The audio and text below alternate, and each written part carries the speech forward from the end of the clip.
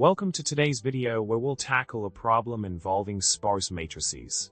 Sparse matrices are matrices with mostly zero elements, making storage and operations a bit challenging. The problem we're discussing today involves optimizing the performance of a sparse matrix class for adding, subtracting, and multiplying sparse matrices. The current implementation is facing issues with a large 10,000x 10,000 matrix test, resulting in exceeding the time limit. Let's dive into the problem and explore possible solutions to improve the performance. In the solution provided for this problem, we start by addressing the inefficiencies in the current implementation. The key optimization strategy involves sorting the row index and col index lists to enable binary search, significantly reducing the time complexity of operations like find pass. By keeping the indices sorted, we can quickly locate elements in the matrix, enhancing performance.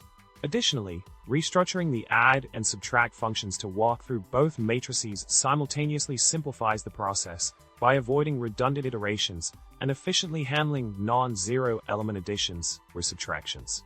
By transposing one of the matrices before performing multiplication, we can further optimize the process. This optimization allows for reading the matrices row by row, aligning with the way matrix multiplication is typically performed.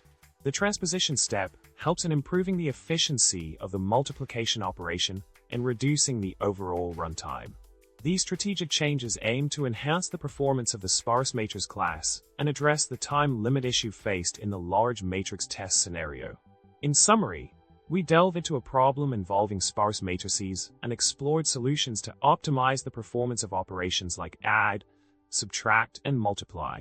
By implementing sorting for index lists, restructuring functions, and transposing matrices, we can improve the efficiency and runtime of the Sparse Matrix class.